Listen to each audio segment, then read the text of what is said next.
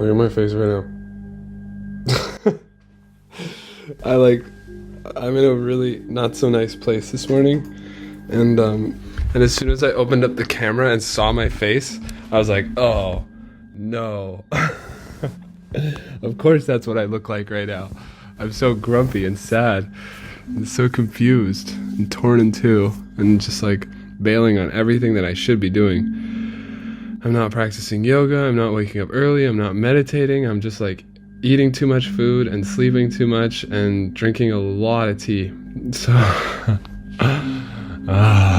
that's where I'm at. I feel so confused about what to do, where to go, who to be, how to talk, how to walk. Be yourself, Wyatt. Who is that? What does he want? Why can't he feel anything?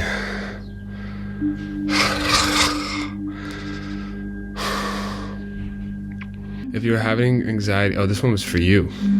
If you are having anxiety in your chest, maybe the work you are doing is not serving you. Maybe. Listen to your chest. Go into it. Ask it why it's feeling this way. It's probably because you're closing your heart, because you're doing something you don't want to do.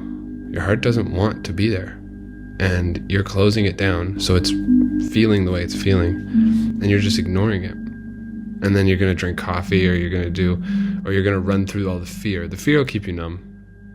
Oh, I need money. Oh, I need this. Oh, I need that. Whatever the fear is. I don't want to have... Whatever the fear is. I don't know what your fears are. I know what my fears are. I don't know what yours are.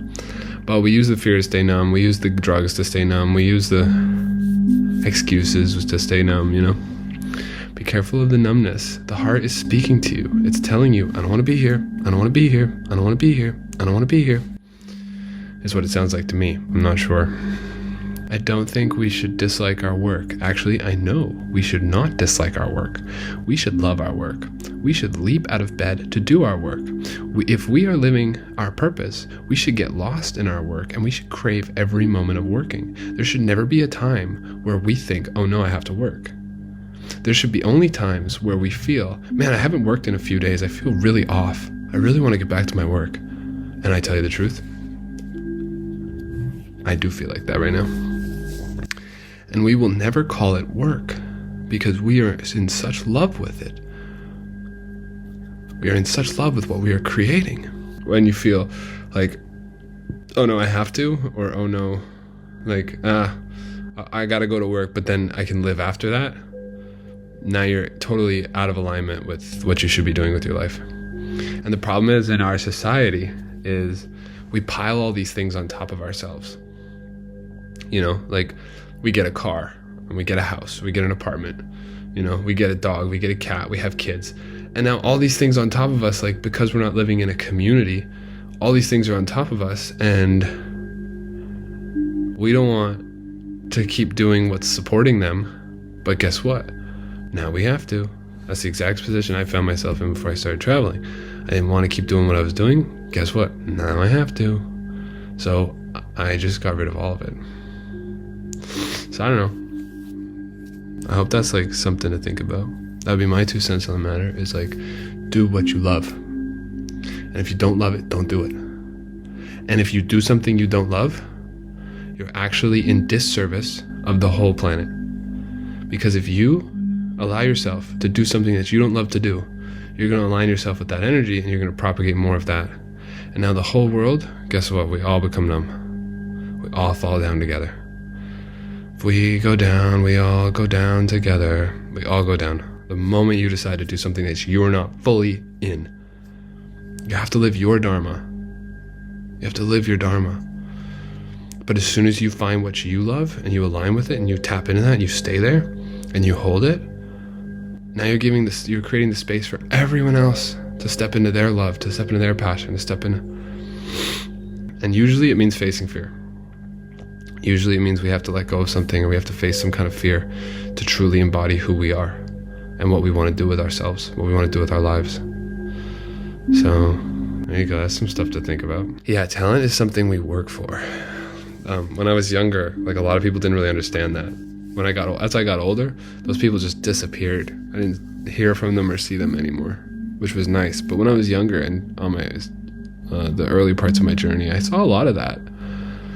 This like, oh, you're so talented. Like, where do you get it from?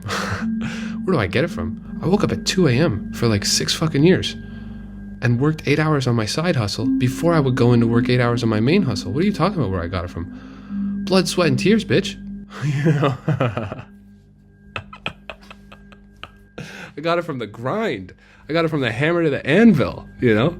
I got it from persistence, dedication, work, sweat, you know? I got it from sacrifice. That's where I got it from. What are you talking about? Where else does talent come from? It only comes from one place. You know, being crazy enough to do that to yourself. Put yourself through all that. That's where it comes from. Yeah, we grow in spirals. The yogis say this is a spiral. That's a big fractal. You know fractals? Yeah.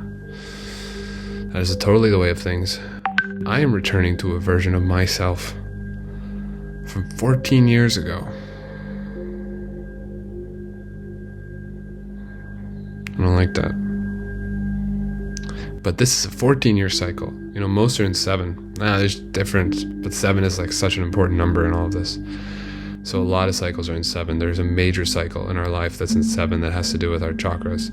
But this one that I'm coping with right now, that I'm going through, is a 14-year cycle. 14 years ago, I was in this exact same situation.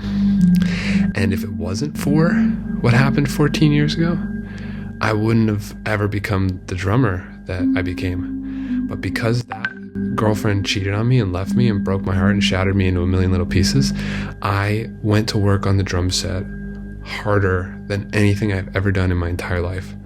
And her rejection of me and her abandonment of me made me feel like I'm gonna earn the love of the entire world if it fucking kills me. And then I went to work every single day, hours and hours and hours, becoming a better drummer because I wanted the love of the world. Because she wasn't willing to give me her love, forget about you. I'm gonna show you that everyone loved me. And I'm gonna do it through the drums, because it was the only thing that I could really do it through at the time. So I became a really good drummer because of that breakup 14 years ago. And here I am 14 years later, heartbroken, craving the love of the world, trying to figure out how I'm gonna do it next.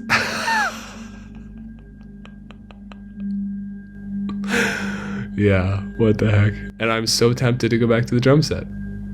You know? I'm so tempted. The decision between going back to the drum set and staying here and just doing yoga and relaxing, taking a different path, is cutting me in two right now. It's totally, someone said this morning, how you feeling, Wyatt? And I was like, I'm stuck in the in-between, Billy. I'm stuck in the in-between. And I'm in between drummer and yoga teacher. And then somebody said to me, why can't you do both? I don't know. Maybe I can do both. Remember who you are. I just saw that one come through.